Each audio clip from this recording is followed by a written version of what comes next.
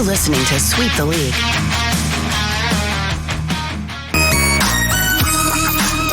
Hey, this is George Iceman Gervin, and you're listening to Sweep the League Radio.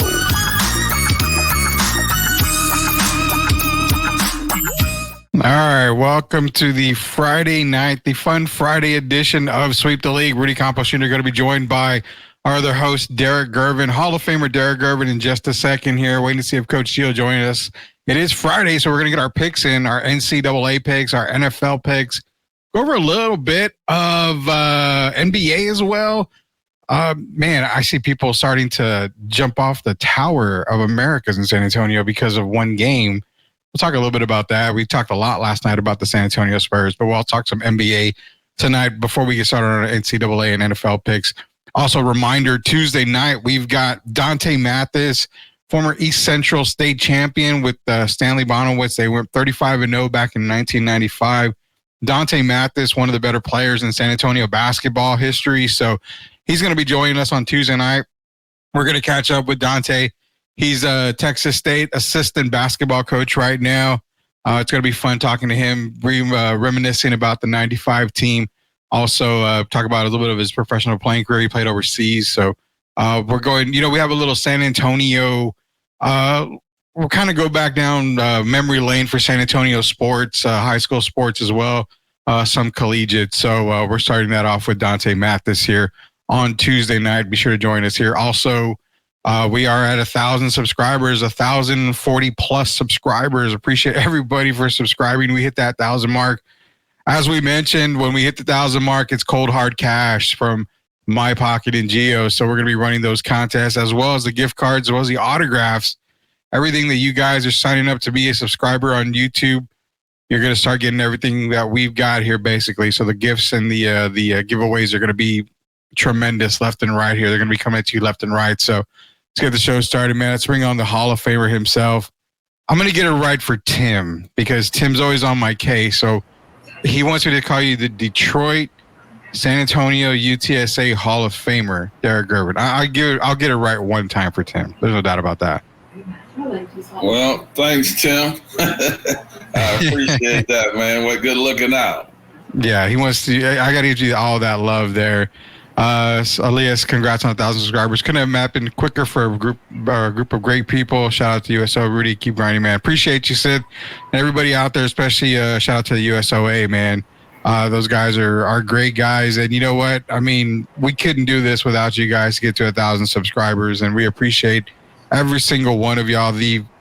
I know other people have gotten there faster, but, as far as the little shows in San Antonio, we got there pretty damn quick. I think it was under like 7 months. So we're just going to continue to grow. But, yeah, I appreciate everybody that is joining us here on Sweep the League and, of course, being a subscriber, Derek. They've been good. They continue to support the show, and we're only going to go. We got 1,000. Now we want to move on towards 2,000. Yeah, definitely. Big game for Duke boys tomorrow night against SMU. We'll get into that a little bit. Jacob Eric, shout out to Jacob Eric. He's our official, unofficial Sweep the League sideline guy. He helps us out at the last Comic-Con, hoping to have him help us out with a lot of more other stuff.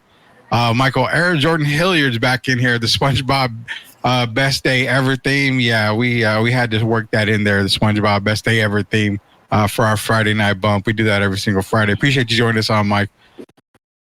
And also, Tim says, good job, guys. Appreciate everybody who joined us. It is Derek Gervin. It is Rudy Campos Jr. Derek, we're gonna get into NCAA. We're gonna talk about NCAA football, get our picks in. We're obviously gonna go into our NFL picks, go and talk about our NFL, but we're gonna start off a little bit different here. We're gonna talk a little NBA because there's a couple of things that I wanted to ask you as far as the NBA. Be a quick, maybe 5-10 minute, hopefully, segment. So we'll talk to NBA here in just a second, guys.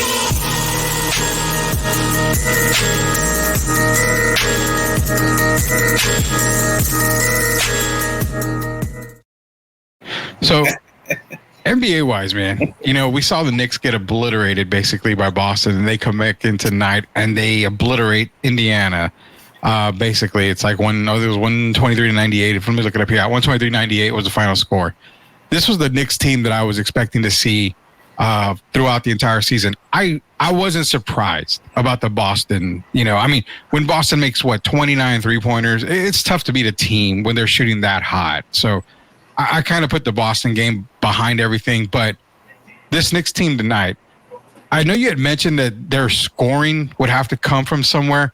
Did game 2 kind of give you a little bit of a better view of what we may expect from the New York Knicks? Well, they played well tonight, but I have to be honest, they played the Indiana Pacers. And we know Indiana is a team that would prefer to outscore you. So they don't make their living on defense. You might have a couple guys, if you attack the rim, Miles Turner is there. A couple guys that are they're all bought in defensively. But as you know, they're a team that likes to get up and down the floor and score. So it was hard for me to really gauge. I figured the Knicks would come out with a lot more energy playing at home, and Jalen Brunson will come out and kind of spark the guys. But I still have questions when I look at them as opposed to playing against Boston, teams like Orlando, teams like Milwaukee. And I don't know if today really showed a lot. Still, for me, Karl-Anthony Towns is, shooting a lot of jump shots. And I'm wondering, are they going to be able to score? Who's going to be those main scorers? Because you're going to need consistent scoring. Mikal Bridges is playing better. But if you look at some of these other rosters, I don't know if they measure up offensively. And, losing Julius Randle and Dante DiVincenzo, to me, is still big, and Hartenstein. So it's a new team. I'm going to give them the benefit of the doubt tonight, but I don't know. It was hard to gauge because we know that Indiana is definitely not one of the lockdown defensive teams in the NBA. Yeah, speaking of Randall and DiVincenzo, the Timberwolves went into Sacramento last night, and you started to see that 1-2 punch that we were expecting from Julius Randle and Anthony Richardson. I don't know if they can sustain that type of play all year where you're getting, obviously they're not going to get 30 each a night, but I as much as I like the Timberwolves in the West, not to come out of the West, but wanted to be one of the better teams in the West, I still feel like they're missing something. Even though they have DiVincenzo who helps them in the scoring column, it just doesn't, it feels like they're going to be a player short in the Western Conference this year. Well, they had Karl-Anthony Towns and they also had Naz Reid. Yeah. So you eliminate one of them, one of your big guys. That takes away some of your rim protection. Just by Cat using his length, he was able to help alter some shots. Yeah. But if I look at their team, I'm like you. I think DiVincenzo is going to end up playing well. But yeah, to me, they don't look like the team. I think they were better last year. I know it's still early, too early to tell. But I don't feel as confident as I did last season. First, I think teams know more about what the Timberwolves are about now. And we'll find out. I don't expect 30 a night from Julius Randle, 33 or whatever he had. And I don't expect Anthony Edwards to get 30-something a night. Maybe he will. Maybe he'll lead the league in scoring. But that's not always good for your team. So I don't have, right now, if you're looking in the Western Conference anyway, Rudy, I have no team over Oklahoma City. And then I would have Dallas second. I heard Charles Barkley talking last night, and it made me laugh. He said he had Dallas between the 6th, 7th, and 8th seed, and I thought that was outrageous. So we'll see what happens with Minnesota, but I have them third right now in the Western Conference until further notice.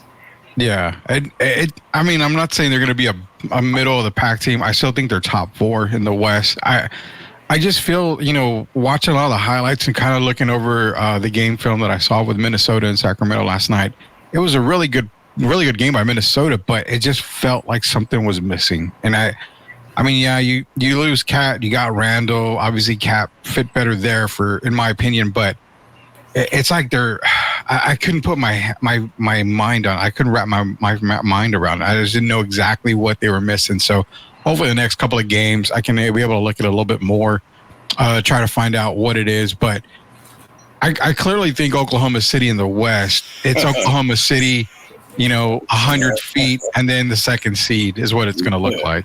OKC is looking scary. To me, they're even before watching all the other teams, and we know it's only the second game into the season, but You have to show me a team that's better in the Western Conference. I think they're head and shoulders over everyone else in the West. I think they're going to continue to be all season. And I think Boston's going to be head and shoulders over everyone in the Eastern Conference. Of course, both teams. Say that again? I got to challenge you on that, man. Oh, which team? Is the Milwaukee Bucks? No. Orlando Magic. I'm going to challenge you with the Magic. I'm going to challenge the youth of the Magic. It's that cohesiveness that they've had playing together for so long. I'm not saying they're better than Boston. I will not say that. I will say they will give Boston fits. I will go that far. Say they'll give them fits. They're not better than Boston. 7-game series. In a 7-game series right now, I would take Boston. Take Boston. I don't even. But in the 7-game series, you're talking like maybe you think it will go 6 or 7. Max 6. I would say max 6. So they're a pretty good team. But as far that's what I said, head and shoulders. If you're picking Boston, I mean, you kind of believe what I believe. Yeah, giving them a good game and actually beating them are two totally different things. We know that as we get into football, Lamar Jackson and everybody's talking about the Ravens giving Kansas City a good game, but as we know, Kansas City has beaten them 5 out of 6. Yeah. And so until they can beat Boston Celtics, and you got to remember, Rudy, I like the team as well, Orlando. Now you talked about them last year. My team last year, remember, the surprise team was Indiana, and yours was Orlando. So I have to give you credit for that. But I like them as well. I just still think they're missing something. I know KCP is not the veteran I thought they needed. I'm going to tell you who the guy I thought they really needed. If you're talking about bringing in the veteran, he's in Miami right now.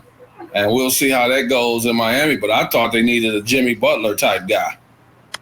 Yeah, I think with me for Orlando, imagine this. Imagine if they were able to outbid or to just talk like a Chris Paul to run the show there. I think a very veteran savvy point guard honestly, Derek, it would be beneficial if you want to go with a young guy. I could definitely see a guy like Cade Cunningham fitting with that Orlando team and, helping it. Because I like what I see, but to me, Paolo, I think he has the ball in his hand too much. I think he's more like, I like him with Wagner, kind of play off the ball, cut to the basket, get those easy type of baskets. But it seems like they're missing that floor general. You don't believe in Suggs and Cole Anthony. I don't believe in them fully. You know what? I'm going to say it.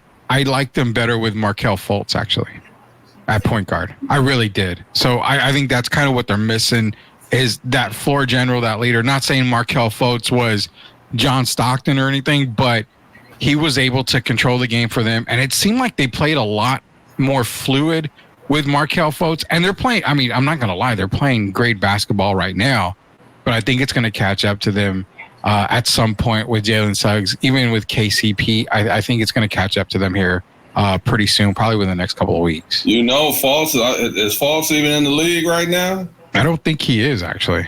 No. So maybe they'll listen to you and bring him back. But I don't know, man. It's so early. But if you look at Boston, both games they played, they were up 30 points at some point in the game. Yeah. And I could see them winning. I think last year they won what? They won like 68 last year? I believe so. I can't off the top of my head. 67 or 68 last year. And I could see them doing that again this year.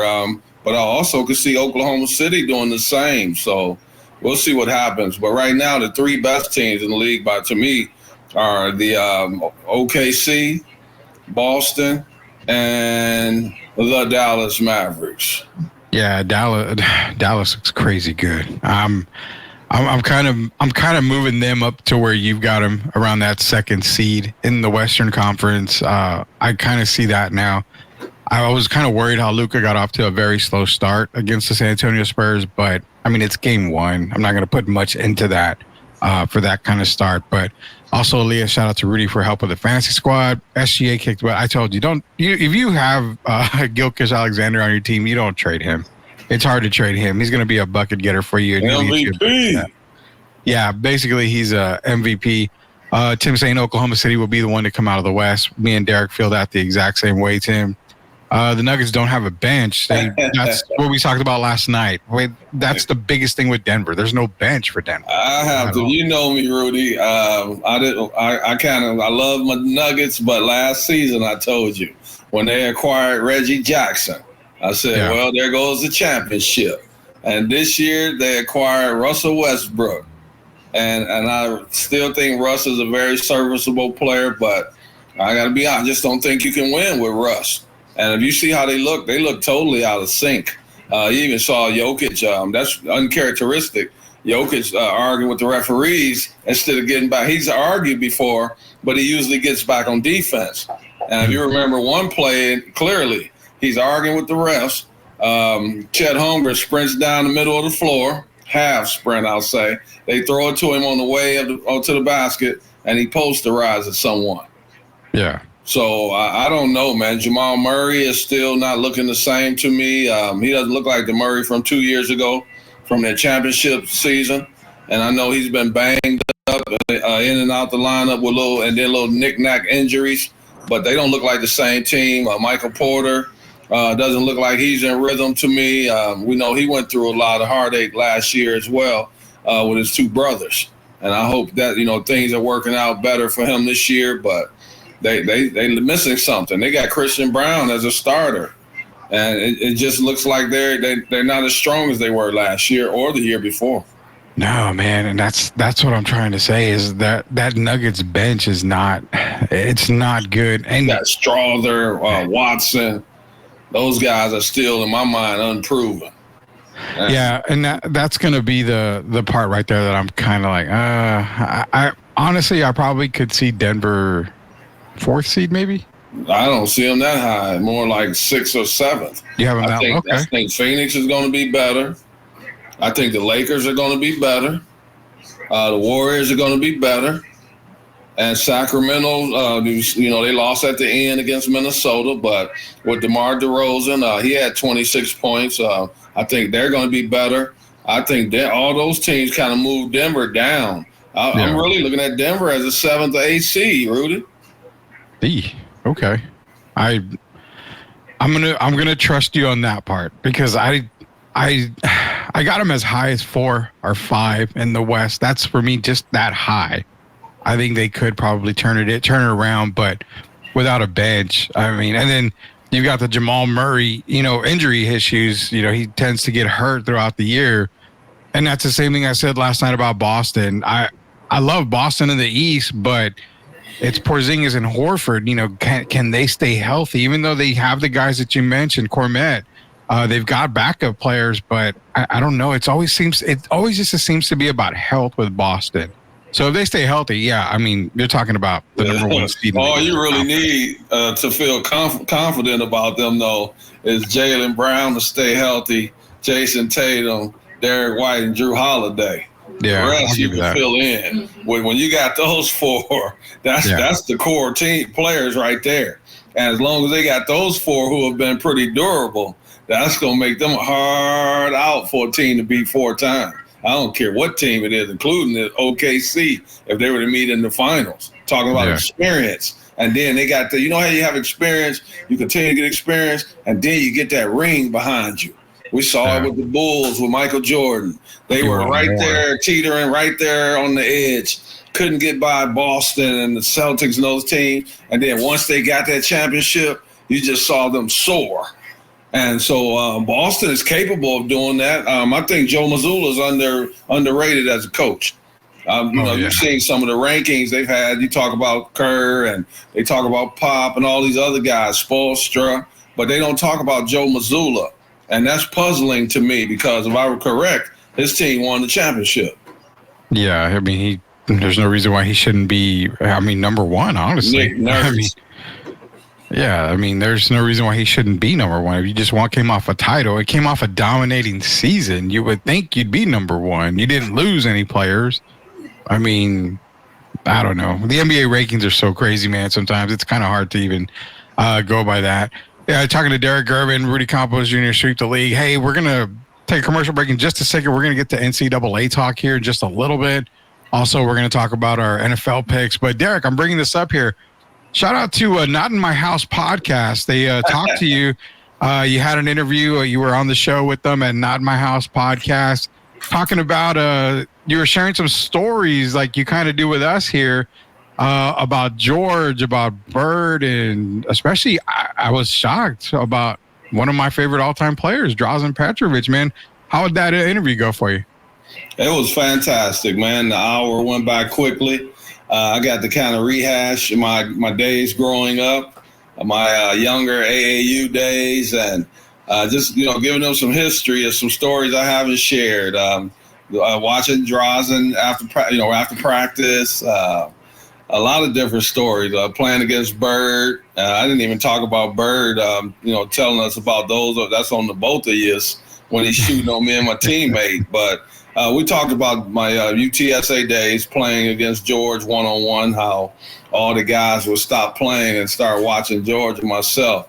And we competed. We went at it. It would probably be like watching, could you picture one-on-one between Kobe, rest in peace, and Michael Jordan? How aggressive it would be. That'd be pretty aggressive. That's how George was when I played him. And remember, I'm 11 years younger than him.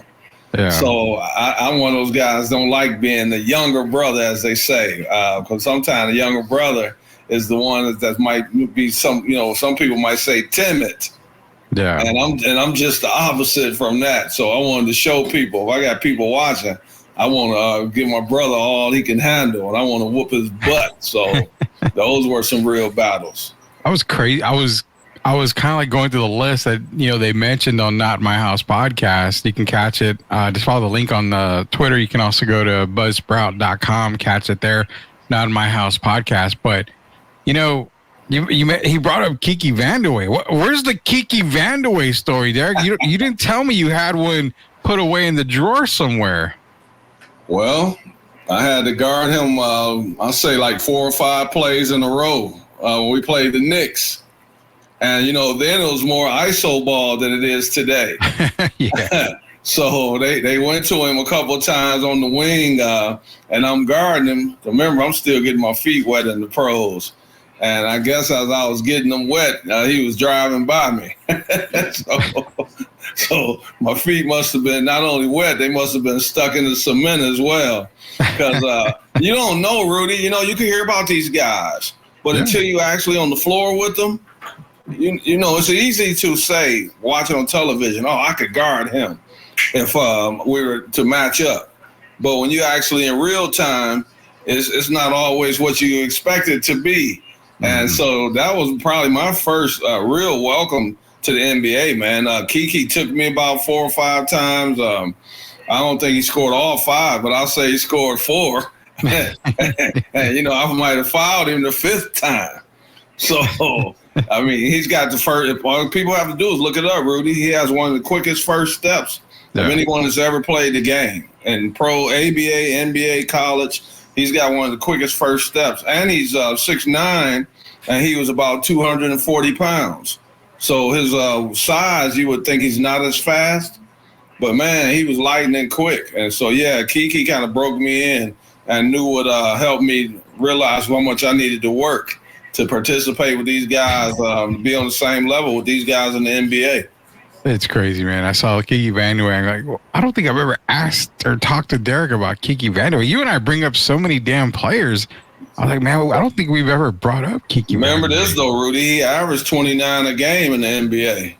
Yeah. That was a tougher time. Yeah, he averaged 29, and then he's scoring with him and Alex English, putting up 28, 29 a game. So when he got to the Knicks, they didn't need him to score as often. But as you know, man, it's like riding a bike. A score is a score.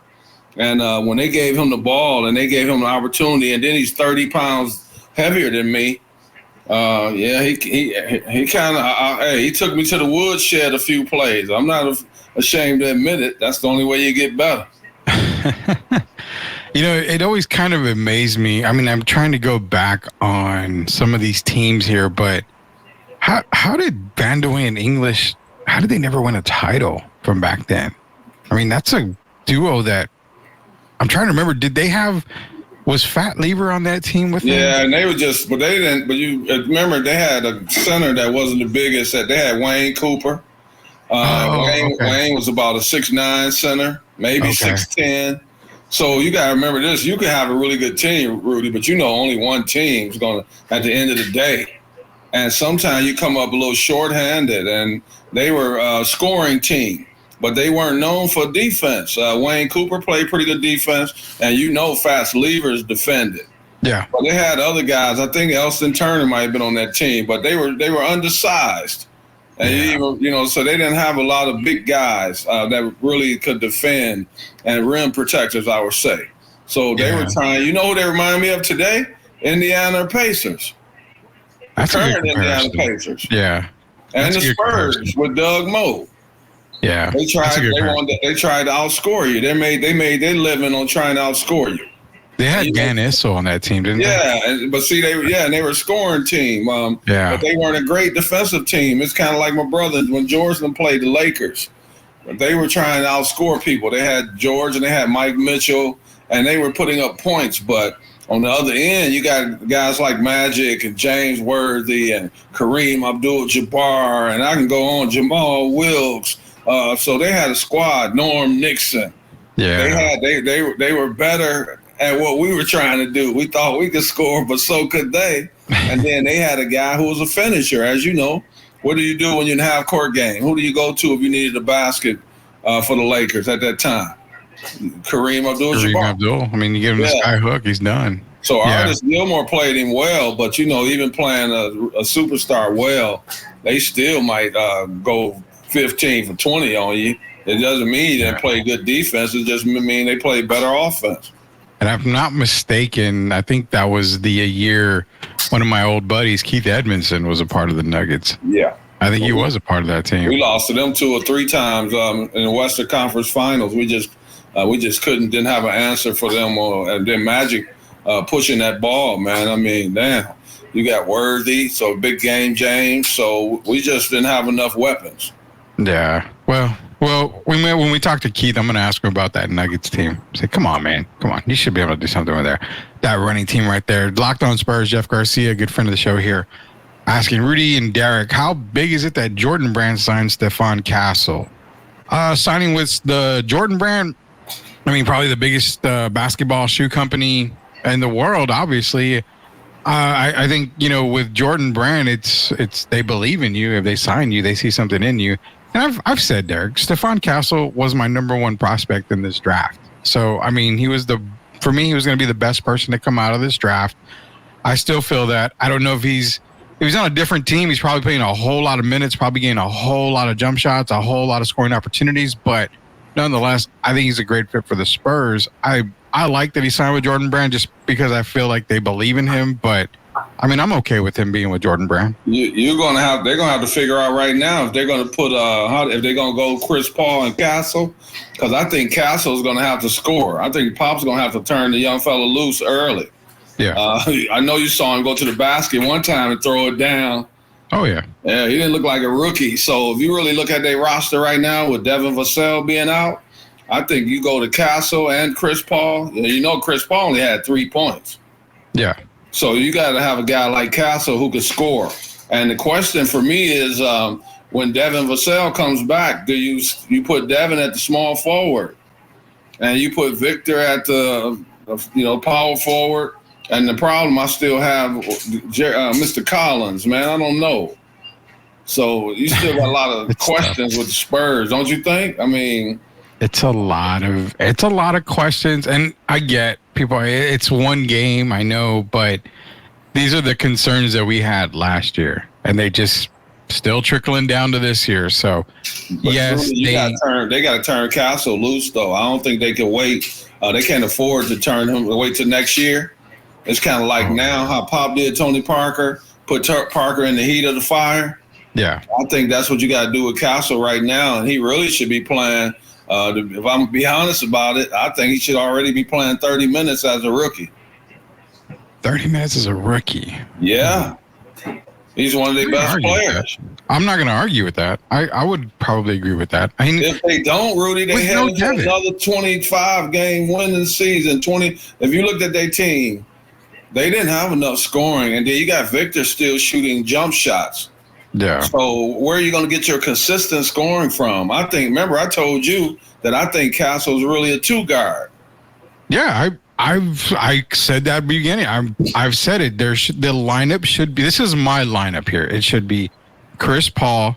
It should be Stephon Castle, and I would go small ball. I would go Chris Paul, Stephon Castle, Devin Vassell, Harrison Barnes, and Victor Wembanyama. That would be my starting 5. You've got shooters on the perimeter with Devin and Harrison Barnes.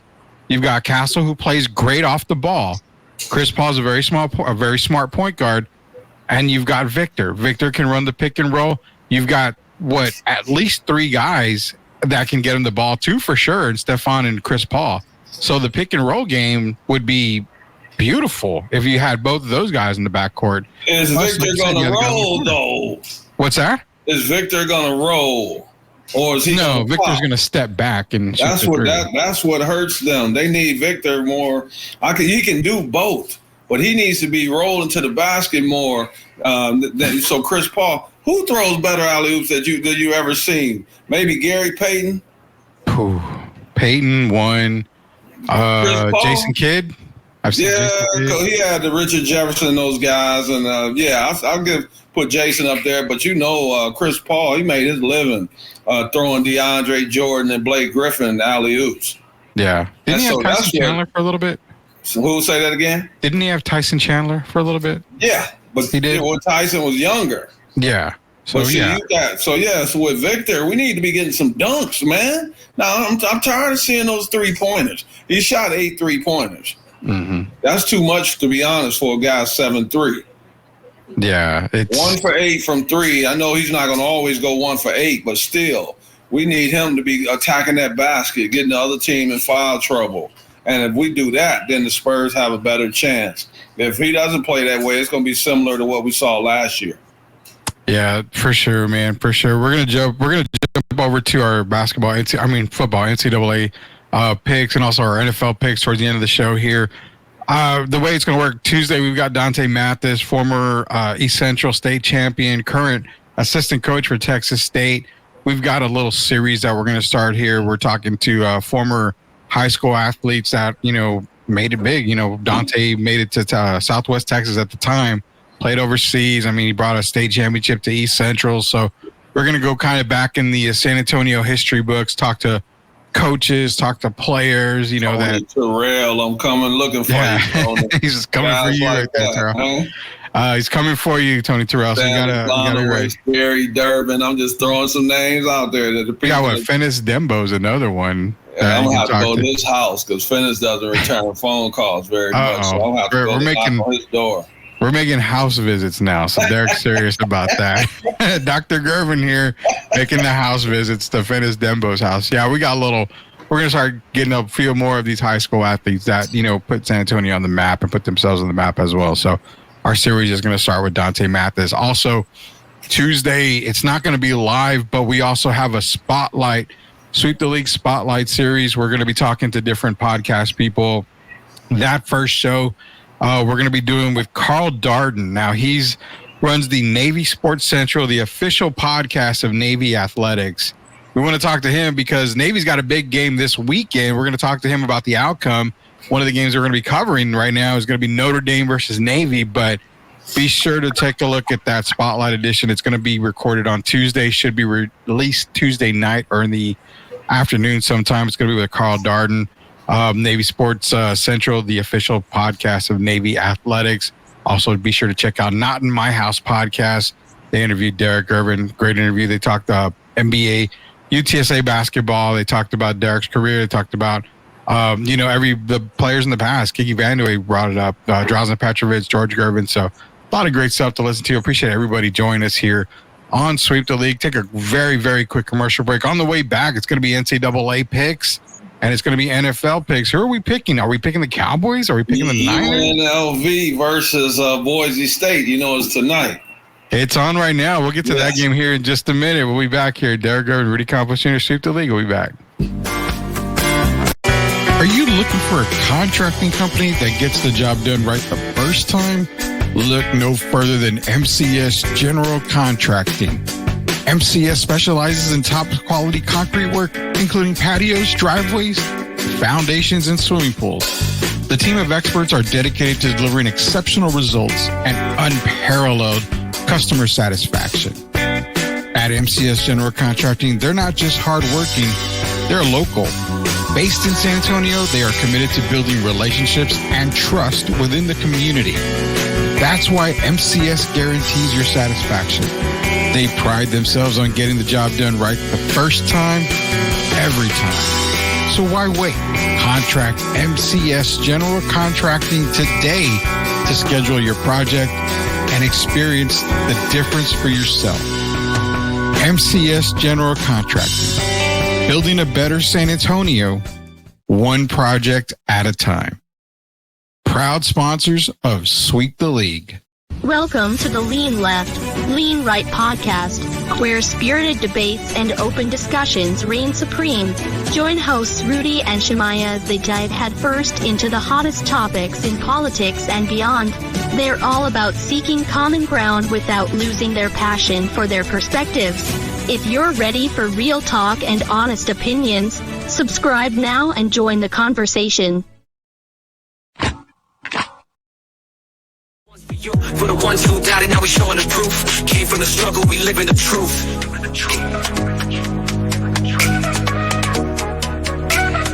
STL Music. Yeah, challenges come, but we here to stay. Built from the dirt, now we paving the way. Had a bad day, but this life ain't.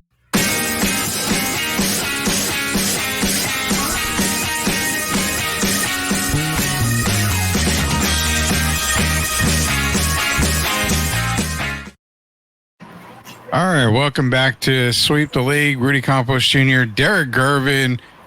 Coach Gio, I think, is probably going to end up being off again today. So his PTO, I guess, kicked back in. So we're going to see where he's at. Hopefully he can join us next week. So Tim's asking when we're going to preview college basketball. We'll talk about that here, Tim, probably in the next couple of weeks. Or not couple of weeks, couple of days.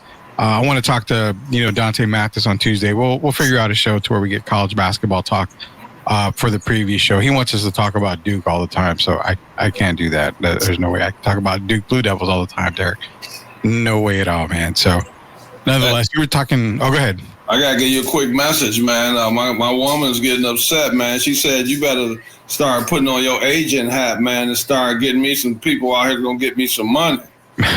I'm trying. Giving out my info. She said she don't like me giving out my info for free. What info did I give away? I don't know. She said she doesn't like me giving out my analysis for free. Oh, the analysis part. Well, we got to get. So we hit the 1,000 mark on YouTube. Now I think it's after so many thousand you start getting paid. So that'll be the first way. But I will say this: man. I'm just doing. Listen, give them up. I'm not the boss. No. I mean, my whole thing is to get you guys paid before me. But I will say this: Pat McAfee on Twitter he put it out there. I need an ex-NBA player to be an analyst for my show, yada, yada, yada. And I tweeted back at him. I said, contact Derek Gervin. If you need to let him know, I will get you in contact with him. So it's a shot in the dark. But I mean, I told Pat McAfee in the tweet, I'm like, you went down the middle, call it like it is, no favorites, no nothing. He's your guy. So we'll see. I mean, Richard Jefferson. And I'm thanking you because I believe you 100% that you would do something like that. So I'm thanking you, man. No problem, man. I saw Richard Jefferson comment too. So I hope they don't take Richard Jefferson. That's they need you. They need you more than anything else. So we're going to talk NCAA football right now. As you mentioned, Boise State playing UNLV right now. Boise State is up 3-0. Of course, all eyes are on Genty, so we're going to kind of track that as we go along with our picks right now. But as he started, Genty had 2 carries for -5 yards. That's a first. It's a very bad first for him. So if he wants to break any of Barry's records, he's got to get on the ball right now. But it's still early, man. Man, he's going to end up with 180 yards when it's over. Yeah, we'll go to sleep, wake up, and he's got 220 and 4 touchdowns. Yeah. Before we realize it. Big game that we've got first off here, man. It's going to be Notre Dame against Navy. Now, Navy is one of those schools like Army and kind of uncharted water. We're going to talk to Carl Darden on Tuesday about it. The official Navy podcast for Navy Athletics is going to be with us on Tuesday during the day. I'm going to talk to him, but the Notre Dame Navy game. It's being played in East Rutherford, obviously at MetLife Stadium. Navy's been looking just so damn good this year, but it's crazy that they're not favored. They're actually underdogs by 14 points in this game. Yeah. I can't understand why Navy is that big of an underdog. I still have problems figuring that out. I mean, they've beaten, they've beaten team. Memphis was probably their biggest win when they beat them 56-44. But I mean, Navy's been putting up points, man, left and right. I mean, they're averaging probably around 40 points a game, if I'm not mistaken. Yeah. So I can't understand why, they've got Notre Dame a 14-point favorite. I'm gonna go with Navy on this game. I think people are overlooking Navy. I expect them to, slow the game down. I expect them to make Notre Dame work for everything they've got. Notre Dame's been looking good, but I think this is that trip-up game for Notre Dame. I'm gonna take Navy to continue to roll and go 7-0 on the season, man. Man, I don't know. For Notre Dame, we know if there's a team that can get upset. We've talked about it before. Notre Dame, Penn State. I don't know about 14 points, but then again, Rudy, the game could get out of hand if Notre Dame can dominate them physically. And I'm talking about the offensive line for Notre Dame. But I just think Navy is legit this year, and I think they're better than the 24th ranked team. 12 versus 24. Yeah. I'm gonna take Notre Dame, but I don't know. Navy, their offense give any team trouble. So I'm gonna say it's gonna be a tight one. I'm gonna slightly give Notre Dame the edge. I don't think it's gonna be a blowout. I don't think they're gonna cover with the 14 points, but I'm gonna slightly. Some tell me to just slightly go with Notre Dame. So you're taking Notre Dame. I'm taking Navy on this game. We move over to Nebraska, Ohio State. Nebraska coming off, a loss. Annihilation. An annihilation by the official college football team of Sweep the League, Indiana Hoosiers. They're going into Ohio State, Columbus, Ohio. I mean, it's going to be Ohio State. I can't see them losing to Nebraska. I can see Refilio having a game, but I fully expect Ohio State to win this game. Give me the Buckeyes to beat the Cornhuskers this weekend. They have to win, and they have to win impressively, because if you look at some of these teams, it's been up in the air. Oregon's right there, of course, but you still got Georgia back in the mix now after that last win. Yeah, and I'm going to go with Ohio State, and I think it has to be an impressive win, because I believe they want to be the number one team in the country going into the playoffs. So I'm going to take Ohio State.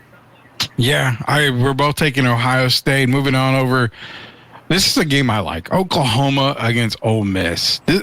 Everybody's got Ole Miss. I mean, Ole Miss is favored by almost 20 points. They're favored by 19. But Ole Miss hasn't looked very good all year. Not the last 2 or 3 weeks they haven't. Yeah, in Oklahoma, they've looked good. They've looked bad. They're kind of back and forth. I'm kind of smelling the Sooners going into Vaught-Hemingway Stadium and getting this win over the Rebels. I'm going to go with an upset here. I'm going to take Oklahoma to beat Ole Miss this weekend. So you're saying a high-scoring game, basically? The total it's over 49. So I'm going to say, it's going to be over 49. Probably, I would say Oklahoma 37, Ole Miss 30. I like that score, but I'm going to reverse it. I'm going to go Ole Miss 35, Oklahoma 24. I think Ole Miss is going to kind of limit their Oklahoma's offense. not let them make the big plays. And yeah, I'm taking Ole Miss. I think they're a better team than Oklahoma this year. Taking Ole Miss, and that's what I love about it. We got the official team of Sweep the League is the Indiana Hoosiers. That is our official team this year.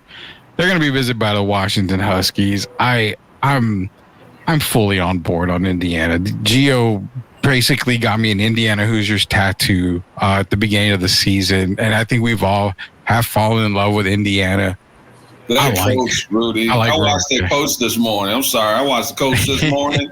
The guy, man, I mean, he had me wanting to play for him. So, how was his name? Cignetti? How you say Cignetti? Yeah, Kirk Cignetti.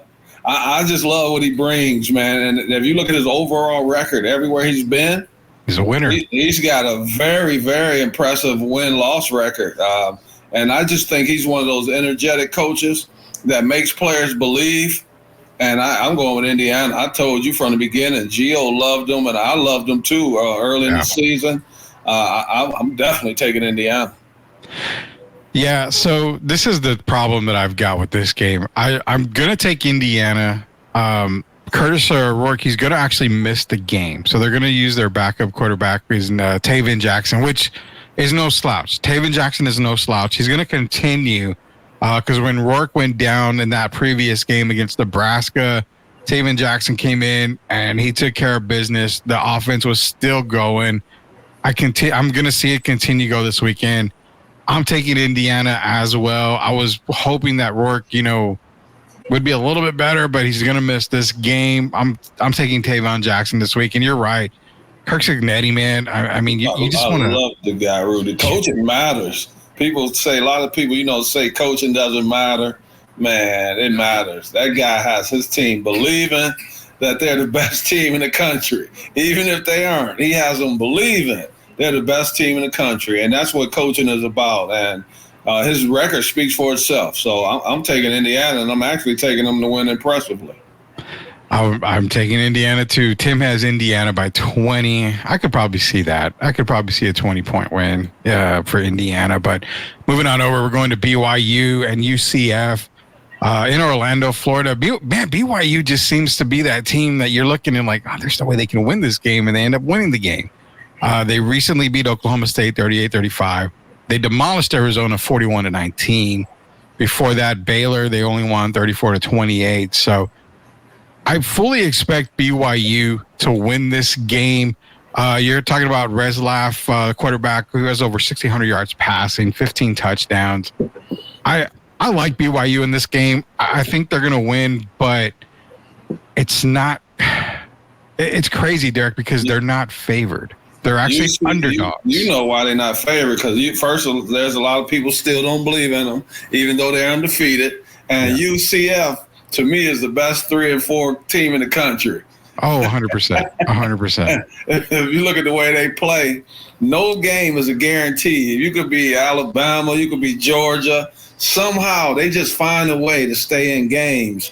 And the same thing's going to happen here. I wouldn't be surprised if they upset Brigham Young. This might be that week, but I'm a man. You're like me on some games. I want to. This is a tough one for me. I mean, because they're so much better than their record. Yeah, they are. I think they've had some hiccups. They've had some mental mistakes, but talent-wise, if you look at them, they remind you of how Boise State played over the years for me. Yeah, and I'm gonna take Brigham Young, but man, I'm gonna be sweating bullets. Like my pick, I don't know, but I'm gonna take Brigham Young to win by maybe 3 to 6 points. You're taking Brigham Young, and decided at the end, really a fourth quarter game. Well, I'm gonna do this for you. I'm gonna say Brigham Young to me, obviously, is a better team coming in, but the point you made about UCF being 3 and 4, I'm gonna say not so fast, my friend. I'm taking Central Florida because I think RJ Harvey's going to have a good game running the ball. You're going to see KJ Jefferson as well. I think you're correct on this week when we see UCF pull off the upset over Brigham Young. And guess what? That helps our Indiana Hoosiers because that number 11 goes down. If Indiana can pull off that win, they get to go back up. They're going to go up a little bit more. So I'm taking UCF only because I think it's weird. Those games that they lose, you're right. They're right there. I mean, they went down literally to the wire against Iowa State last week. I remember texting you like, you got to watch this game. This game is crazy. Iowa State got the win.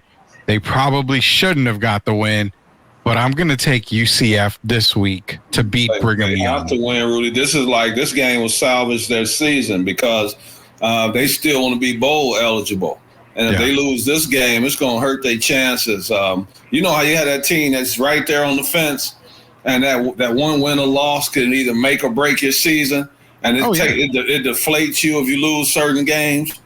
I think this is the game for UCF. If they don't take advantage of this opportunity, I think it deflates them, and then their season is done for me. But they need this game, so if they were to pull it off, I wouldn't be surprised. Yeah, it really wouldn't be a surprise at all. I mean, you know, UCF is definitely a team that's going to be reckoned with. I mean, they're going to be there till the end. So I'm going to take UCF this week. You've got Brigham Young, another big game here. Illinois against Oregon. You've got number 20 against number 1. This is that game, another tough game this week. I love this game. I think Oregon's favored by 22. They should be. But I think Illinois covers. Not saying they win. They cover, I think it's going to be a lot closer than 22 points. Luke Altmaier for the Fighting Illini. He doesn't make mistakes. 1 interception on the year. And it's like, two, because 1 coming this week. You got him for another interception. But I mean, Illinois runs the balls with Caden Fegan. I mean, also Josh McCray. They got the dual running backs. Aiden Lottery. Laurie is another one, and that's what I think. I think that's what they do to Oregon. They slow the game down. They power through with the run game. If they can slow the game down and dictate and control the clock, Derek, we could see another number 1 go down. I mean, I believe in you about what you said about slowing the game down. So that tells me instead of 22, they're only going to lose by 10. I keep trying to tell you and Gio, you guys, man, y'all sleeping on the Oregon Ducks, man. I've told y'all that since the beginning of the season. They're not going to cover the 22, but they're going to win this game. I'm taking Oregon for sure, but I'm taking Oregon by 10. Yeah, I'm going to take Oregon. I think number 1 still wins, but I think if you're a betting man, probably take Illinois in the points. When are you and Gio going to believe me about Oregon? I mean, what does it take? When they hold up that national championship trophy at the end. I didn't say that was going to happen, but okay. Well, I mean, I don't think I don't. Well, see, okay, you gotta understand. They came into the Big Ten, and I thought, okay, it's going to be rough. You know, SEC play for Texas and Oklahoma. It's been rough. We saw what Georgia did to Texas, but I figured because of the more physicality going into the Big Ten, Oregon was going to kind of struggle a little bit. Haven't seen them struggle. We saw them struggle at the beginning of the year, but they've been turning it on a notch. Like they've been putting on the burners lately. So I think they're going to be fine. I'm starting to see where you're coming from with Oregon. I thought losing a lot of players, you know, Bo Nix, the receiver, Troy Franklin, their head coach. I figured all those losses by them in the offseason would catch up to them, but they hasn't yet. Oregon is still looking hot. I'm taking Oregon, but I'm taking Illinois in the points. There's no way that I think they're going to beat them by 20. It's going to be a good game. It's going to be a tight game. Another great game on the docket, man. Moving over, Alabama and Missouri here. Alabama is pretty much 15. Dunzo for the season if they lose to Missouri. That's a 3-loss team. I told you they might lose 3 or 4. You did say at the beginning. You said that they would probably be a 3 or 4 loss team, and they're staring it in the face, man. Because you remember Alabama being ranked number 15, and their prospects not looking great for the rest of the season. I wouldn't be surprised if they went down this game. I'm just, I just don't think they're the same team. I don't know if it's because of Saban stepping away. The recruiting is not the same. It's just something missing when you look at their team.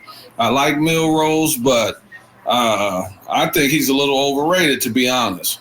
And I think some of the expectations that have been thrust upon him, I think is kind of hurt him a little bit. He's trying a little too hard. And their defense is not the same as we're used to seeing. So that physicality, I just think they're not the same team they were the last 3 or 4 years. And I'm going to still pick them to win this game. But, man, they're just not looking like tough, the right? Crimson Tide. It's kind of tough to take Alabama. They drop passes, Rudy. They this uncharacteristic stuff. Yeah, they drop a lot of passes. So I'm gonna reluctantly take Alabama in this game. I think they do beat Missouri, but there's a part of me that says Missouri has a legit chance. It's just kind of weird because Missouri, their best games have been against like UMass, Buffalo, Murray State, lower teams. Now they've beaten, better teams. They have a win over Boston College. They beat them 27-21. They went to double overtime against Vandy, which Vanderbilt's a very tough team regardless. They lost to A&M 41-10, but it's like what Missouri, and it's weird because remember, Derek, I always told Gio, this is around the time Iowa and Missouri just tend to either fall off. And again, we're at that time where we see Missouri and Iowa kind of start to cool off and come down. And I think I'm going to go with you. I'm going with Alabama this week. But how do you beat Alabama? If you run, don't you think, tell me if you agree, the way to beat Alabama is you run trick plays. Yeah, that's a good way to beat them. That's how you beat Alabama. If you can run trick plays, man, that gives them problems. And they just not the team I'm used to seeing. Saban's been there supporting the guys, but this is going to be a good game. I'm picking Alabama, but if they were to go down again, I wouldn't be stunned at all. So I think it's going to be a really good game, but I'm going to take Alabama in the close one. Moving on over to Texas and Vanderbilt. Gio screams about Vanderbilt at home, and I get why. I mean, you're talking about a Vandy team that beat Alabama. Number one, Alabama at the time, 40-35 at home. So, I mean, can Texas really go back-to-back losses in SEC play? I'm going to say they could. It's very likely they could. But Texas is a way better team than Alabama. So I can't judge what Vanderbilt did to Alabama. I think I'm going with the Longhorns here. But with them having Vanderbilt as 17.5 underdogs, I think it's a lot closer than that. I don't think it's maybe a 10-point win, 12-point win. Is yours banged up, Rudy? Well, if he wants to sit out the rest of the year to prepare for the draft, then yeah, he's banged. No, he's supposedly playing, but Sark was talking about him being banged up, but then he said everybody's banged up at this time of the year. Does it feel like he's making an excuse to get Archie Manning in there? If we go down that road again, man, I mean, he loses Ewers for the rest of the season. I think you have to play Ewers, and if he falters, then you go ahead and you do the Russell Wilson move. You make the change. But if they make that change again, then I don't see Ewers playing the rest of the season. So I'm going to take Texas. I just don't think they lose 2 games in a row. I still think they're one of the best teams in the country. I don't think they're going to just fall off the earth. And so I'm going Texas. Yeah, I'm going to take the Longhorns too. Not to blow them out, but I think they bounce back and they're going to beat Vanderbilt. I think it's going to be a butt whooping. Well, you got them as a butt whooping. I got them as a close game. I say 12-point, maybe 13-point win for Texas. That's what I've got them at right now. Florida State going to Miami. I'm not even going to debate you on this one. This is Miami. Cam Ward is going to in that Florida State. I told you. I know. You made me bet. So I've got the Florida State, pain and all that. I'm going to dress what up. What if they were to win this game? What if they were to play like the team you expect them to be at the end of the year and then knock off my Hurricanes, man? Well, That's why they play the game. That's why they play the game. I don't expect it. In fact, the 21 points, I would almost take Miami and the 21 points because I think it's going to be a lot more of a blowout than that. Florida State is bad. Yeah, I think it's going to be a blowout. Even though we've actually, and you know how much I like Miami, but we've actually been very fortunate this year. They've kind of been the Kansas City Chiefs of the college football. Yeah, they have. They've been gifted 2 victories. So I'm hoping they come out ready to play. But I got to be honest, they have been given 2 games, I felt. And but we know their record says they're undefeated. So I'm going to go with Miami, but I expect it to be a good game. Yeah, I'm not. Like I said, I'm not going to debate anybody. I'm taking Miami. Florida State has been looking bad. I clearly say that Mike Norvell's on the hot seat. He has to be. That's not even hot. It has to be the blazing seats right now. I don't think he's able to sit on that seat anymore. It's so hot and blazing. Do you think he stays direct? He doesn't come back next year. So remember, we talked about it. You, myself, and Gio. Yeah, I told you guys that if he doesn't make a bowl game, he doesn't. I mean, if they go 1 and whatever, 2 and whatever, he's gone. And I know Gio made the comment, well, they just signed him to that extension. You got to give it another year. I'm kind of like BS, man. I mean, you were literally there for the national title game. If Jordan Travis doesn't get hurt, they would have put Florida State in that national championship, Final Four. Did you see that cereal that LeBron put in his son's car, in Bronny's car? I saw some clip of it. I don't remember. My point is, you can take a bowl and get some of some of that cereal out of the car, because that'll be the only bowl Florida State going to this year. They're not even a bowl of cereal. They're not even going to the Home Depot toilet bowl. They're not going anywhere. That's for sure. Another big game this week, Derek. LSU, Texas A&M, over in Kyle Field. You're talking about LSU 6-1, Texas A&M 6-1. I'm gonna go with the Aggies at home. I give them the edge. It's basically a pick 'em. Their Aggies are favored by 1 point. It comes down to the 12th man. Yeah, the Aggies with the home field, Kyle Field, College Station, always rocking. I'm taking the Aggies this week over LSU. So that's not really an upset, because in my mind, this would be the first upset I'm picking. Yeah, I'm picking A&M 12th man. I think I still don't believe in Brian Kelly, as you know. And, yeah, I'm going with Texas A&M. Yeah, moving over to Penn State, Wisconsin. Another good game here. Penn State only favored by 6.5. I don't see a slip up here. It wouldn't surprise me if Wisconsin got the win, but I will take Penn State to continue to go undefeated on the season. But I will say this: I have my mulligan card ready, because it wouldn't surprise me if Wisconsin wins this game.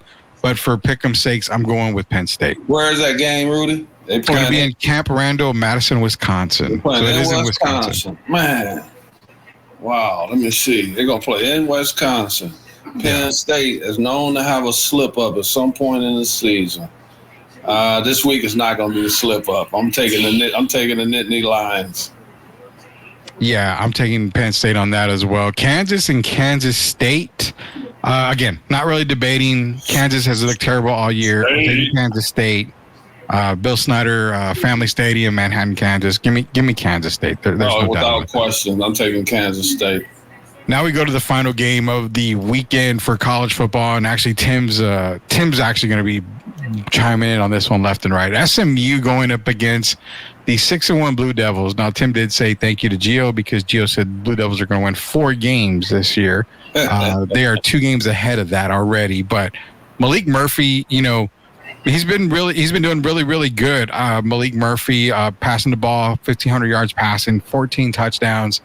He's got 5 interceptions on the year, but also Star Thomas, running back for the Duke Blue Devils, 616 yards rushing. I mean, Duke's been looking good. They've been looking really, really good. So is SMU. You've got Rashard Smith rushing for 628 yards. Kevin Jennings only has 2 interceptions on the year, 9 touchdowns, 1,300 yards passing. Which 6-1 team do you feel is going to continue the winning ways? For me, I'm going to say it's the Mustangs, and I'm not being biased. I'm not, because I don't like Duke. I pick every game fair and square, but as Tim said it, the offense for Duke is pretty damn bad. And if you cannot score against SMU, it's going to be hard. So I will take the SMU Mustangs to win this week. Tim, I want to have you back, my man. You've been a great guy to help our show. You're there regularly, consistently. and I want to have you back, but this time I'm gonna have to go with the Mustangs in a 14-point game. I'm gonna have to take SMU. I hate to say that, but I will say this, Tim. Duke has had a really good season, and they're already bowl eligible. But I'm gonna go SMU. Yeah, I'm taking SMU as well. Those are our NCAA picks. Man, I didn't even realize we're up against the clock here. We're going to head over to our NFL picks. I got to cue up the music because we always do our little rock music here. So you ready for NFL, Derek? We got to get the NFL going here, man. So it's always easy to pick. NFL is easier to pick than college. We would think, right? Golly, we would think it would be easier. We're going to start the weekend off, man. The Arizona Cardinals against the Miami Dolphins. Tua Tagovailoa is back, Derek. So that means Tyreek Hill should be, 270 yards receiving and 4 touchdowns, and Jalen Waddle should have 150 yards and 2 touchdowns. But they get Kyler Murray coming in to Hard Rock Stadium. I'm going to go with the home team. I'm going to like the Dolphins with Tua back. I just hope he stays healthy. I hope he made the right decision coming off of that concussion. Please, man, if you're running with the football, slide. Don't take another hit. Be smart about it. Give me the Dolphins to beat the Cardinals. Tua is going to rip them apart with the 10 to 15-yard passes. And that's been Arizona's weakness during the season. So I'm going to take Miami. And if you look at it, Rudy, Tua might be underpaid if you look at their stats with him and without him. So yeah. I'm going with the Miami Dolphins. You got the Atlanta Falcons, the terrible Atlanta Falcons now, against the Tampa Bay Buccaneers. Buccaneers riddled with injuries after this last week. Mike Evans with his hamstring, Chris Godwin done for the year. They got a kid, I think it's McMillan is going to be their best receiver. They got Cade Otton.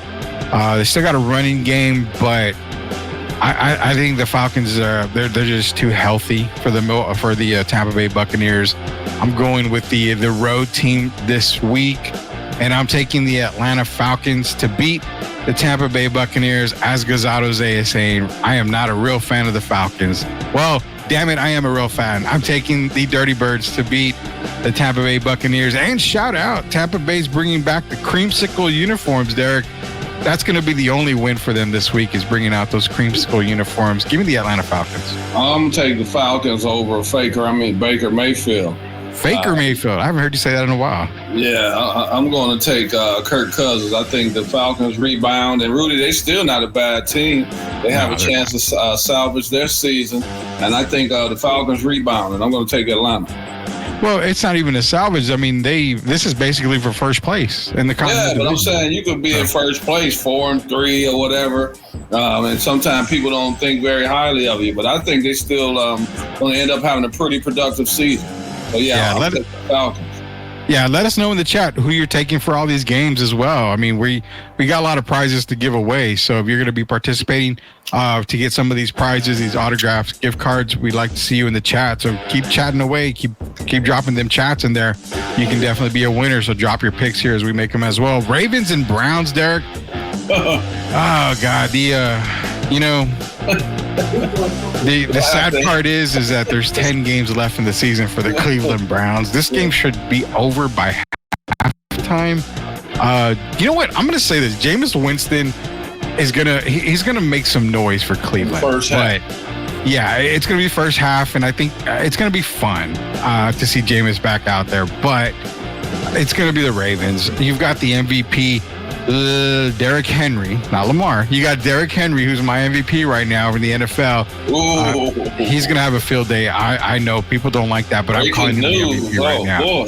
Yeah, I've got him just ahead of Lamar on the MVP talk right there. But give me Derrick Henry and co-MVP Lamar Jackson and the Ravens to beat the Browns. Stop. I'm going to Ravens. This will be 6 in a row? Yeah. I think the Ravens are upset because I watch Stephen A. Smith and those guys and Orlovsky and these other guys, and they still don't believe in the Ravens. They still think that they kind of had the hiccups when it comes to the Chiefs and all that. And some of these guys watch those shows. So I think the Ravens make a statement. Yeah, they probably watch our show too, and it probably pisses them off. 150 yards, Derrick Henry. Oh yeah, it's going to be another MVP. You know they're going to give Lamar the MVP if they keep up this way, but Derrick's going to have to get some part of it. I'm really like you, Rudy. I think Derrick Henry. I was kidding when you first said it, and I laughed. But if you look at it, to me, Derrick is the key to that team. Yeah, he makes it so much easier for Lamar to find these receivers. He makes it easier for Lamar to run the ball.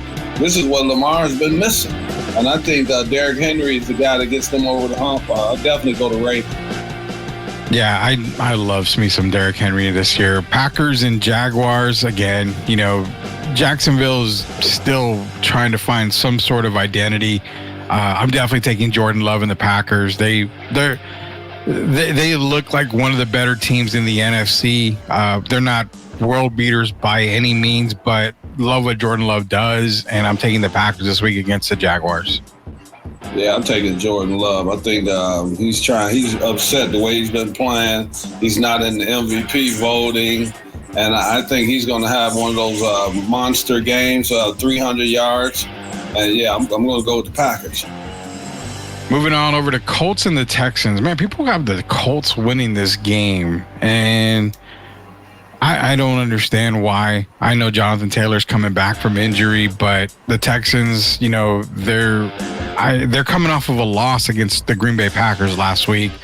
Usually they bounce back pretty good. I'm going to take the Texans at home against the Colts. I'm taking the Texans to put this game away by halftime. Not saying they're going to be up 30, but yeah, I'm taking C.J. Stroud and company. Moving on over, man, Jets and Patriots. Last time the Jets played the Patriots, Aaron Rodgers probably had his best game of the year. Devontae Adams is there now. They also get Hassan Reddick comes back on the defensive side for the Jets. Helps them out. I like Hassan's coming back. Is it enough to beat the Patriots? Well, she was in Detroit, or Myles Garrett in Detroit. Yeah, they got to move somebody. They got to get somebody. Detroit does, but I'm going to go with the Jets. I'm taking the Jets over the Patriots. I do like Drake May, though. He's probably the best quarterback to come out of North Carolina, ever, I think. But I would say Drake May, he's on his way. I like the way he's been playing, but I'm going to take the Jets. Drake May, I love it, but I'm taking the Jets. I think this is one of those games that Aaron's going to look like the Aaron of old. I don't mean old like 40. I mean the Aaron that we saw a few years ago, several years ago. And I'm taking the Jets. Devontae Adams should finally have a good game. The two of them should connect. I'm taking the Jets. Eagles and Bengals, a very tough game, man. Wow. Bengals are starting to roll a little bit. Eagles are kind of, skirting along, and, we're still seeing a little bit of stuff we don't like in Philly. I'm taking the Bengals this week. I think they're rolling a little bit. You're starting to see the train start to pick up steam with Cincinnati. I like the Bengals. I'm going to take the Bengals in a high-scoring game. I like it this week. Give me the Bengals. I'm going to take the Eagles. I think they're going to get after Joe Burrow and kind of make him get out of the pocket. And we're going to see if that ankle is 100%, because remember, he still had problems early in the year and, of course, last season. So I'm going to take the Eagles. I think they're going to get after Joe Burrow. Titans and Lions, man, you would probably click off the stream and say I'm going to bed if I took the Titans in this game. So I'm not going to do that. I'm going to obviously take the best team in the NFL, the Detroit Lions, to go to 6-1. I know the Hutchinson injury is massive, but it's not going to affect them in this game. They should have enough to take care of the Tennessee Titans. What about our receiver? We lose one of our best receivers for 2 games. In this game, I'm okay with Jameson Williams being out for this game. They got enough weapons, man. Jared Goff is playing at MVP caliber right now level. So yeah, Gibbs, Montgomery. I think where you lose Jameson Williams, you actually gain more with Sam Laporta. So I fully expect the Lions to really dominate this game in Ford Field. Give me the Lions this week. Okay. Let me debate that. Let's go Lions. We roll on. Let's go.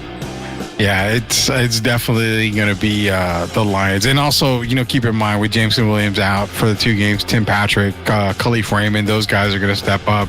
They've stepped up before for the Lions, so I have no doubt about that. Bills and Seahawks, one of the better games of the weekend. Bills going across country. Mari Cooper is a Buffalo Bill now. He kind of got a little confused last week, but did catch a touchdown pass. Josh Allen, I think, was comfortable at the beginning of the season. Now I feel like he's walking on a cloud a little bit, Derek, because he got a really good receiver in Amari Cooper. He's got someone he can trust now a little bit more. I like Buffalo this week to beat Seattle. And this is a game I circled because it really wouldn't surprise me if Seattle won either. But I'm taking Buffalo for my pick's sake. I'm taking Buffalo. Buffalo's my second favorite team behind my Lions, but you and I talked about this a few days ago. Yeah. I'm going with the 12th man again. Texas A&M 12th man, and I'm also going with Seattle. I think they beat. They kind of slow the Bills down a little bit and make the Bills regroup. I'm going with Seattle. Taking the Seahawks, man. I love it. Saints and Chargers. Oh, my. Spencer Rattler still quarterbacking the Saints. They get Chris Olave back this week. Does that make a difference for the Saints? I'm actually going to go with New Orleans this week to beat the Chargers. I love what Justin Herbert's doing. The Chargers, they're there, but I think year 1 under Harbaugh is the learning year, the learning curve. So I expect them to look good from time to time. I expect them to look bad from time to time. I'm going to take the Saints in this one. Justin Herbert has been kind of quiet. He hasn't been up to his standards. I think he wants to come out and have a really good game, and that's who I'm going to pick. I'm going to pick Justin Herbert and company. Taking the Chargers. Love it. Yes, Panthers and Broncos. It's going to be a defensive love fest for the Broncos. I'm going to take the Denver Broncos. I think Bo Nix has a good game this week, finally passing. Panthers defense is just kind of look terrible. They're going to be out Andy Dalton. They're going to be out Deontay Johnson. I believe Adam Thielen is out as well. So, I mean, the Panthers are just riddled with injuries. Bryce Young is going to get the start. There's no doubt. Steph and Seth Curry couldn't help the Carolina. So, I'm going Broncos. Got to take the Broncos, man. My game of the week is not the Cowboys and Niners. It's actually the Bears and the Commanders. This is my circled game of the week. Jaden Daniels ended up practicing, so it looks like he's going to be a go for Sunday. Rookie quarterback against rookie quarterback. Caleb Williams, Jaden Daniels. Jaden Daniels has been looking the best out of both of them this year. Caleb Williams has been doing a lot better than I give him credit for. What happens this week? Northwest Stadium, Andover, Maryland. I'm going to go with the Commanders to command the game and beat the Chicago Bears this week. This reminds me of some games when some guys got drafted before me, Rudy, when I went to Philadelphia.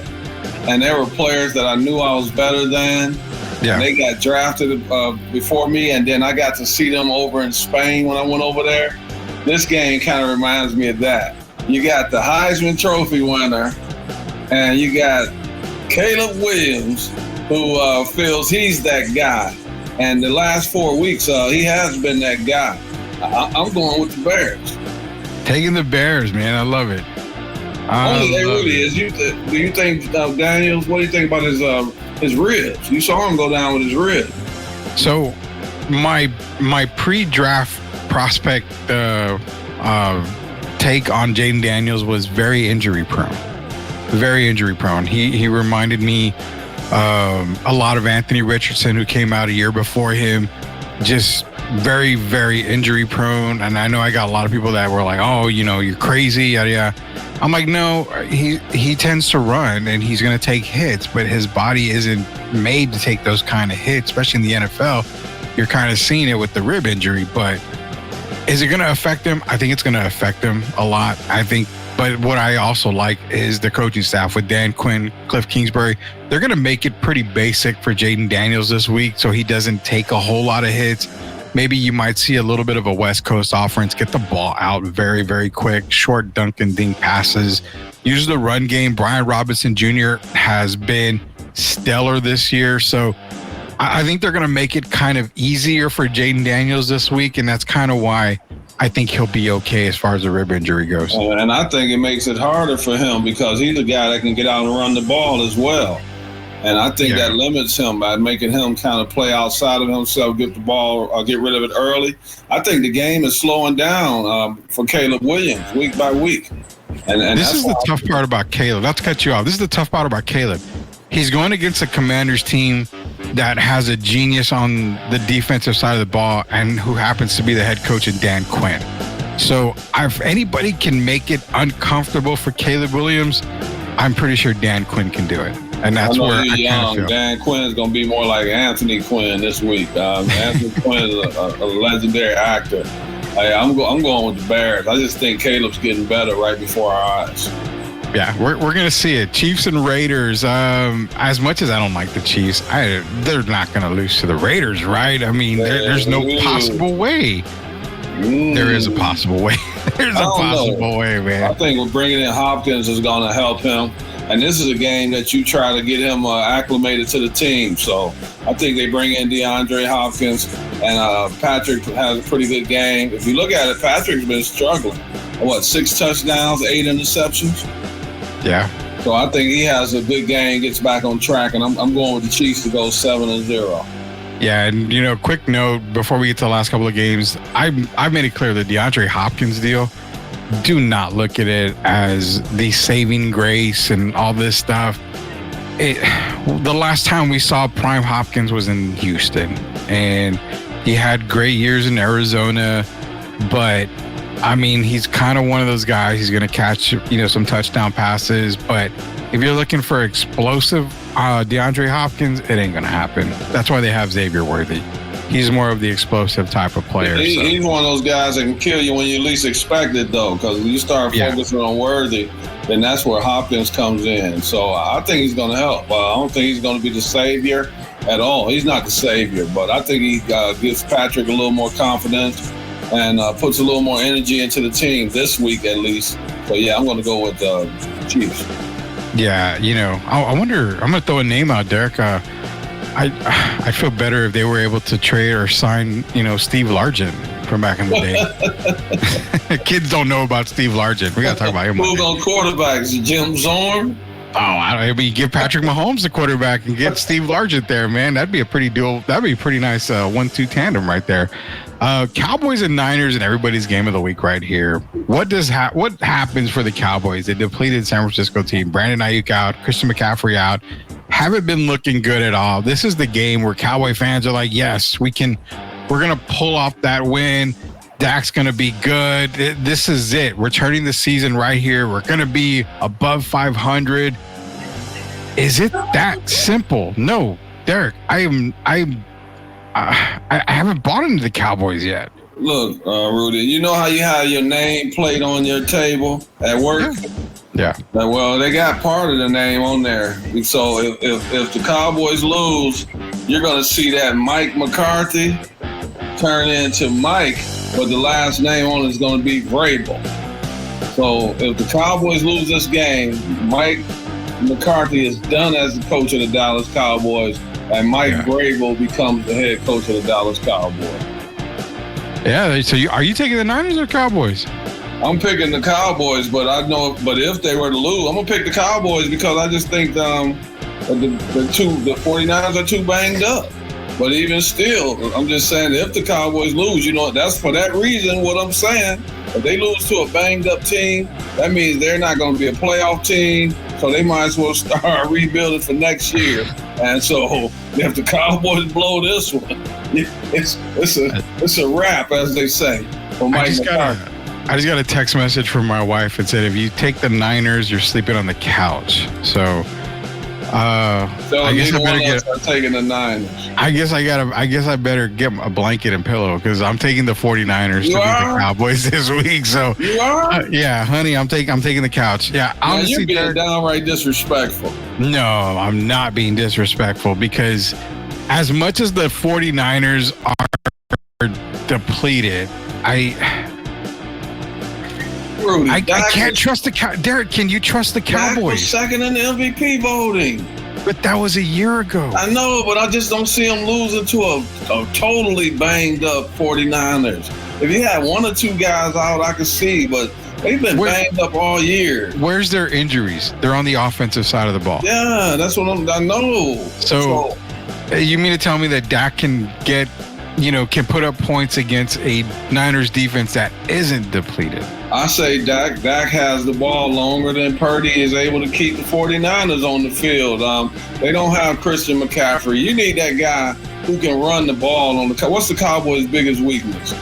I know it's a lot of running. weakness. Yeah, the running game. But they have Jordan Mason. Don't have. Jordan Mason's no slouch. Yeah, and he's no slouch, but I mean, he's not the guy he's no Christian McCaffrey either. Well, no, there's only one Christian McCaffrey. Right, so I think that's what's going to hurt them, and I just think they're a banged up team. I don't think this is just not the year of the 49ers. It's not their year, but I don't think it's Dallas's week, so I'm taking the 49ers. I say CeeDee Lamb has over 100 yards for sure. CeeDee Lamb. Receiving wise, 2 touchdowns. I'm going to take the under. I'll take the 2 touchdown for him. I think it comes in the red zone, but I might take the under, probably 95. I'll give him 95 yards. If he has 100, it's probably like 110, 105, but I might take the under on that. Last game of the weekend before we close it out here, the New York Football Giants against the Pittsburgh Steelers. Russell Wilson on another level. Like Derek Irvin said, you need to start Russell Wilson. Don't give me the Justin Fields stuff. They looked fantastic. Malik Neighbors, obviously, is back for the Giants. Daniel Jones, we just don't know what we're getting out of Daniel Jones. I ripped his ass a couple of weeks ago. He looked good. Now he's back to being Daniel Jones. I'm taking the Steelers to go to 6-2. I'm not taking the Giants anymore. I think Russell has another good game. He moves the needle for that team. And what they put up 37 last week. Yeah. And they were only putting up like 17, 19 points with Justin Fields. I'm taking the Steelers again. I think Russell has another good game and cements himself as the number 1 quarterback for that team. Yeah, we're both taking the Steelers in that game. As you saw, the Vikings beat the Rams on a very controversial face mask call that they didn't call. Man, come on. Before we go here from Sweep the League, we're going to talk about that real quick. Let me cut the music here. As Ravishing Rick Rude would always say, cut the music. Let me play the quick segment here because I got a little rant here.